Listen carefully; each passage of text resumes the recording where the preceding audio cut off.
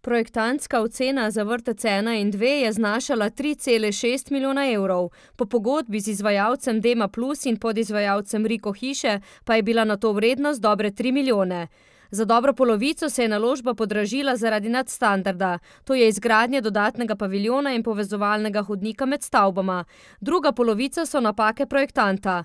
Pomanjkljivosti projekta so znesle 260 tisočakov.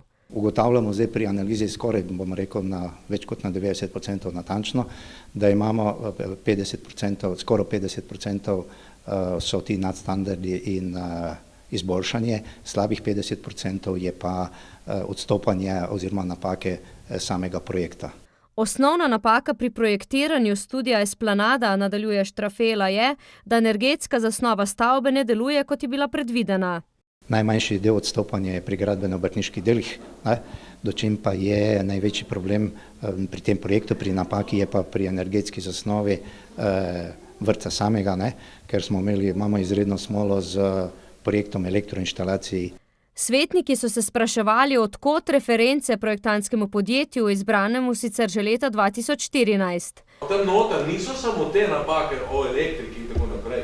Jaz sem na otvoritvi bil, malo je dež padal, tam not teče.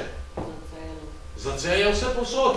Boljš, da ste to odkrili, pa dobro rešili, pa je investicija višja, pa je dobra, kot pa da bi to nekaj balansiral v zadnjem, bi čez 5 let vsi pogrunta, zakaj gre in bi bila škoda bistveno večja. Občina bo torej projekt preplačala, bo skušala od projektantskega podjetja izterjati del zneska. Z rebalansom so svetniki sinoči potrdili dodatno zadolžitev občine za pol milijona evrov za 15 let, s čimer bo pokrila izgradnjo vrtca 2. Nepovratna sredstva Eko sklada bo namreč prejela po končanju del in plačilu vseh situacij.